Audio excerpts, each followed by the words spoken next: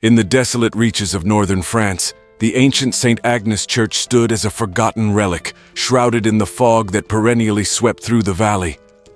Once a vibrant community's heart, the church now served as a refuge for the forsaken souls that roamed its dilapidated halls. Sister Mary Elizabeth, a young novice, arrived at St. Agnes under the veil of night. The convent, adjacent to the church, was her new home, a place where she hoped to find peace and spiritual fulfillment. But as she crossed the threshold, an inexplicable chill gripped her spine, a premonition of the horrors that awaited. The convent was ruled by Mother Superior Joan, a stern woman with eyes that seemed to pierce through the darkness itself. She welcomed Mary Elizabeth with a forced smile and handed her a small candle. "Your room is at the end of the corridor," she instructed, her voice echoing slightly in the empty hall. "Be wary of the shadows. They are not always what they seem." As Mary Elizabeth settled into her sparse room, the wind howled against the stone walls, and she heard faint whispers echoing down the corridor.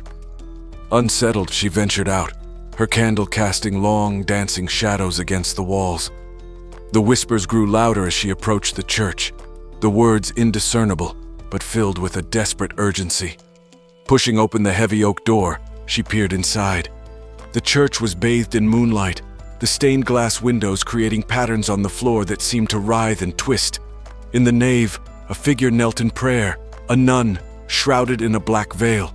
Curious, Mary Elizabeth approached. But as she neared, the figure turned, revealing not the face of a devout sister, but a hollow visage, eyes dark as the void. A silent scream etched into her features. Terrified, Mary Elizabeth ran back to the convent, the echoes of her footsteps mingling with the whispers that now screamed in the wind. She barricaded herself in her room, clutching her rosary, praying for dawn. But sleep eluded her, and as the night deepened, she realized the truth of Mother Superior's words.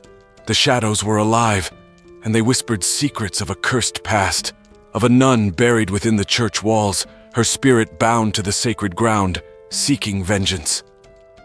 As the candle flickered its last light, the darkness seemed to press in, and Mary Elizabeth knew that the night was far from over. Her fight for survival was just beginning, against an evil that had stained the church's very stones. The relentless wind continued to buffet the walls of St. Agnes as dawn broke, its pale light doing little to dispel the night's horrors from Sister Mary Elizabeth's mind. She rose from her restless vigil, determined to seek answers about the haunting vision in the church. As she stepped into the chilly morning air, she encountered Sister Agatha, an elderly nun with deep knowledge of the convent's history. Her face, marked by time, held a cautious wisdom. "You've seen her, haven't you?" Sister Agatha asked, peering into Mary Elizabeth's troubled eyes. "Yes, in the church. Who is she?" Mary Elizabeth's voice trembled slightly, her memory of the apparition vivid and unsettling. Sister Agatha sighed, leading her to a secluded part of the library where dust-laden books lined the ancient shelves. "Her name was Sister Constance," she began, pulling out a heavy tome bound in leather. "A century ago, she fell prey to a forbidden love and was condemned by her own sisters. They say she was walled up alive in the sanctum you now see crumbling." Mary Elizabeth listened, horror-struck, as Sister Agatha opened the tome to a page marked by a dark stain. "This journal was hers," Agatha continued, her voice dropping to a whisper. "It contains her final words and perhaps a clue to appeasing her restless spirit." The young novice took the book hesitantly, feeling an inexplicable cold emanating from its pages. As she flipped through, a particular entry caught her eye, written in a frantic scrawl. "He comes cloaked in darkness with eyes of fire, the guardian of my prison and the key to my release." Sister Constance believed a demonic guardian was placed to ensure her eternal torment, Sister Agatha explained. "To find peace, you must uncover the nature of this guardian and confront it." Empowered by a mix of fear and resolve, Mary Elizabeth decided to investigate the church's hidden depths. She spent the day preparing, gathering holy water, blessed candles, and ancient texts on exorcism and demonology from the library. That night, armed with her sacred arsenal, she returned to the church. The moon cast ghostly shadows through the broken windows, and the wind whispered like the voices of the damned. Mary Elizabeth's heart pounded as she approached the altar, beyond which lay the sealed sanctum of Sister Constance. As she recited a prayer, the ground beneath the altar began to tremble, and a faint light emanated from the cracks in the floor. Bracing herself, Mary Elizabeth moved the altar, revealing a narrow staircase spiraling down into darkness. With each step, the air grew colder, and the oppressive weight of the buried secret seemed to push against her. At the bottom of the stairs, she found a small chamber, its walls lined with ancient frescoes depicting angels and demons in eternal conflict. In the center of the chamber stood a stone sarcophagus, its lid etched with protective sigils. The air around it shimmered with a malevolent energy. Mary Elizabeth knew this was the resting place of Sister Constance and the heart of the haunting. Drawing a deep breath, she prepared to face whatever lay within, knowing that the key to the convent's salvation, or its damnation, rested with her. Mary Elizabeth's hands trembled as she prepared to lift the lid of the ancient sarcophagus. The sigils carved into the stone seemed to pulse with a foreboding light, as if warning her of the dangers that lay within. Steeling her resolve, she placed her hands on the cold stone and pushed. The lid moved slowly, grinding against the base, and a gust of frigid air rushed out, carrying with it the faint scent of decay and a whisper of desperate pleas. Inside, the sarcophagus was empty, except for a tattered nun's habit and an old rosary made of blackened wood. As Mary Elizabeth reached to pick up the rosary, the chamber trembled, and the walls themselves seemed to groan with the weight of sorrowful centuries. The frescoes vibrated subtly, their depicted scenes of battle between angels and demons becoming almost animated in the flickering candlelight. A voice, cold and distant, echoed through the chamber. "Why do you disturb my slumber?" it asked, the sound seeming to come from everywhere and nowhere. Mary Elizabeth steadied her voice, replying, "Sister Constance, I seek to release you from your torment." Laughter, dark and mirthless, filled the room. "Foolish child, I am not the one who torments," the voice hissed. "I am the tormented." The air thickened as a shadow detached itself from the darkest corner of the chamber. It grew in size, taking on a human-like form but with features that were grotesquely distorted. Its eyes burned like coals, and its mouth twisted into a grimace of pain and anger. "I am the guardian of her curse," it declared, the voice now a palpable force. "To free her, you must first understand her sin." Mary Elizabeth clutched the rosary, feeling its power surge through her as she faced the entity. "Tell me," she demanded, her voice stronger than she felt. The demon's form flickered, and scenes began to play out on the walls. The life of Sister Constance, her forbidden love with a local monk, their discovery, the brutal judgment by her own sisters, and her tragic end, entombed alive. With each scene, the voice narrated the tale, a story of love, betrayal, and vengeance. "You see, she summoned me to protect her secret, not knowing the price of such dark dealings. Her spirit is bound to me, as I am bound to this curse," the demon explained, its form now less menacing, more ethereal. Mary Elizabeth understood. The release of Sister Constance's spirit was not just about performing a ritual. It was about justice and acknowledgement of her suffering. She approached the sarcophagus again, placing the rosary atop the habit. Closing her eyes, she began to pray, not just for exorcism, but for absolution and peace. As she prayed, the chamber filled with a radiant light. The oppressive energy began to lift, and the demon's form dissipated into the air, its existence no longer tethered to the curse. The frescoes calmed, their scenes settling into stillness once more. When the light finally faded, Mary Elizabeth found herself alone, the air now clear and the whispers gone. She ascended the staircase, feeling an unburdening in her soul and in the very fabric of the convent. Returning to the main hall, Sister Agatha awaited her, a knowing smile on her face. "It is done then?" she asked. Mary Elizabeth nodded, her heart lighter yet heavy with the knowledge of what had transpired. "Yes, but her story will not be forgotten. We must remember so that such darkness does not befall another." Sister Agatha agreed, and together they decided to preserve the journal and the tale of Sister Constance, a reminder of the past and a warning for the future. After the spiritual liberation of Sister Constance, a brief period of calm settled over St. Agnes, yet the peace was not destined to last. Sister Mary Elizabeth, having tapped into the deeper, darker currents of the convent's past, began to sense a new disturbance, an undercurrent of unrest that whispered of unfinished business.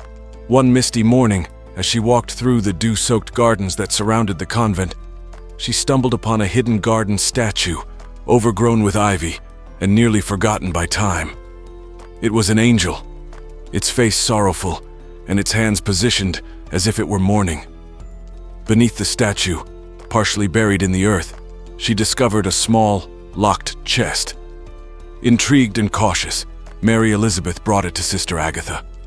With a heavy key selected from a set that hung in the convent's dusty library, they opened the chest. Inside, wrapped in a faded velvet cloth, was a collection of letters bound by a silk ribbon, yellowed with age but preserved well enough to reveal their contents. The letters were correspondence between Sister Constance and her condemned lover, the monk named Brother Thomas. These letters spoke of their love, their hopes for a future that was cruelly denied, and a secret they shared concerning the church. Hints of a hidden relic that possessed great power, buried somewhere within the church grounds. Fueled by a desire to prevent any further misfortune, Mary Elizabeth felt compelled to uncover this relic. Consulting old maps and texts that depicted the church's original construction, she identified possible locations where the relic might be hidden.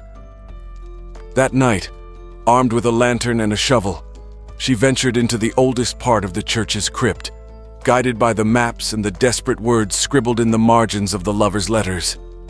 The air was thick with the musty scent of decay, and the silence was punctuated only by the distant dripping of water. Deep beneath the church, Mary Elizabeth found a sealed alcove. Her hands shook as she removed the stones that blocked her path, revealing a small cavity in the wall. Inside, protected by a casing of lead, was the relic, a crucifix made of a dark, dense wood, with a figure of Christ that seemed to shimmer with a strange inner light. As soon as she touched the crucifix, a wave of energy surged through the crypt, stirring the air into a whirlwind of echoes. Shadows danced along the walls, forming shapes that seemed almost human, whispering in a language forgotten by time. The ground trembled beneath her feet, as if the very earth recognized the relic's power. Mary Elizabeth hurried back to the surface, the relic secured in her grasp. But as she emerged from the crypt, she was met by a group of shadowy figures at the church entrance, otherworldly beings drawn by the relic's awakening. "Return it, and we depart." Their leader, a spectral figure robed in twilight, spoke with a voice like the rustling of dead leaves. Torn between the safety of the convent and the potential power to do good held by the relic, Mary Elizabeth faced a crucial decision. Could she harness this power for a righteous cause, or was it too perilous to meddle with forces beyond human comprehension? In the pale moonlight filtering through the stained glass windows, Sister Mary Elizabeth stood at a crossroads. The spectral guardians before her, remnants of an ancient covenant, awaited her decision regarding the dark crucifix. Her heart pounded with the weight of her impending choice. Each beat a solemn drum heralding potential doom or salvation. "Use it wisely, or not at all," the twilight-robed leader warned again, his voice a whisper on the wind. Retreating to the safety of the convent's library, Mary Elizabeth sought counsel from Sister Agatha and the ancient texts that had become her solace and guide. Together, they pored over dusty tomes and manuscripts, unraveling legends and prophecies that spoke of a relic capable of both profound healing and destructive power. "It's said to be the Crucifix of Cernunnos," Sister Agatha explained, her finger tracing a line of text in a crumbling parchment. "A tool of great power. It can bring life or wield death, reflecting the heart of its bearer." Mary Elizabeth felt the weight of her responsibility. She needed to understand her own heart and intentions if she were to use the relic without succumbing to its darker temptations. That night, under Sister Agatha's watchful eye, Mary Elizabeth undertook a ritual of purification and introspection. She fasted, prayed, and meditated before the relic, seeking clarity and guidance. The crucifix, placed upon the altar of the church, seemed to throb with an unseen heartbeat, pulsing with a glow that grew steadily. As the clock tower struck midnight, a vision appeared before Mary Elizabeth. It was Sister Constance, her spectral form clear and radiant. "The power you hold can mend what was broken," she spoke, her voice echoing around the stone walls.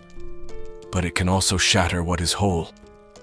Mary Elizabeth understood that the relic required balance and respect for its power. It was a test, not just of her will, but of her purity of intent. With dawn approaching, she made her decision. She would use the crucifix to help heal the land and the community around the convent, which had suffered from unexplainable illnesses and blights. Under the watchful eyes of the spectral guardians, she walked through the village at first light, the crucifix in hand. As she passed, the sickly crops stood taller, and the ill villagers felt a warmth rush through their bodies, a sign of healing and rejuvenation. The spectral figures observed silently, their forms fading with each act of kindness and healing performed by Mary Elizabeth. However, as the day waned, a shadow fell over the village. A local child, drawn to the power of the crucifix, touched it and was immediately overwhelmed by its force, falling gravely ill.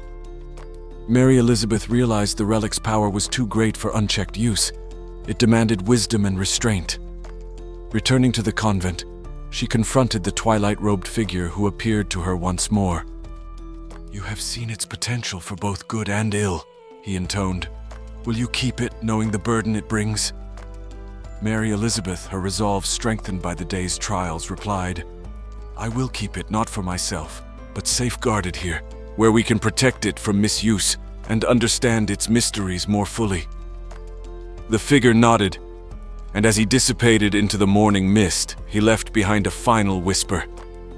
"Guard it well, Sister of St. Agnes, for its fate and yours are now entwined." As the first light of dawn tinged the horizon with gold, Sister Mary Elizabeth stood before the convent, the crucifix of Cernunnos held tightly in her hands. The events of the previous day had left their mark. The village was calm, but the weight of the relic's power was ever present, a constant reminder of the delicate balance she must maintain. The convent had decided to keep the crucifix hidden, guarded in a sanctified chamber constructed beneath the church, where its power could be contained and studied. But before it could be sealed away, Mary Elizabeth felt compelled to uncover more about its origins and the spectral guardians who seemed so intertwined with its fate. Determined, she returned to the library, where she and Sister Agatha delved deeper into the ancient texts. They uncovered writings about the Order of the Penitent Shadows, a forgotten sect of monks and nuns who served as the guardians of powerful relics throughout history, protecting the world from their potential misuse. These guardians had once walked the same ground as the convent of St. Agnes, their spirits now bound to the relics they protected. Understanding their mission, Mary Elizabeth felt a kinship with them, a shared duty that transcended time. With this new knowledge, she organized a ceremony to place the crucifix in its new resting place, inviting the spirits of the order to witness. The convent gathered, and as Mary Elizabeth placed the crucifix inside the sealed chamber, the air shimmered with a soft light, and she felt a sense of approval from the watching spirits. The ceremony completed, life at St. Agnes began to return to a semblance of normalcy. Mary Elizabeth, however, found herself changed. She spent her days in the gardens or tending to the villagers, but her nights were dedicated to studying the Order of the Penitent Shadows, learning all she could about the other relics and their stories. Months passed, and the impact of the crucifix's brief use in the village became apparent. The crops were bountiful, and the health of the community had improved dramatically. The villagers spoke of St. Agnes as a place of miracles, their faith revitalized by the tangible presence of divine intervention. Yet Mary Elizabeth knew that such power was not meant for casual use. The balance between light and shadow was delicate, and each decision she made needed to reflect the wisdom and restraint she had learned. One evening, as she walked through the church, she felt a pull towards the crypt.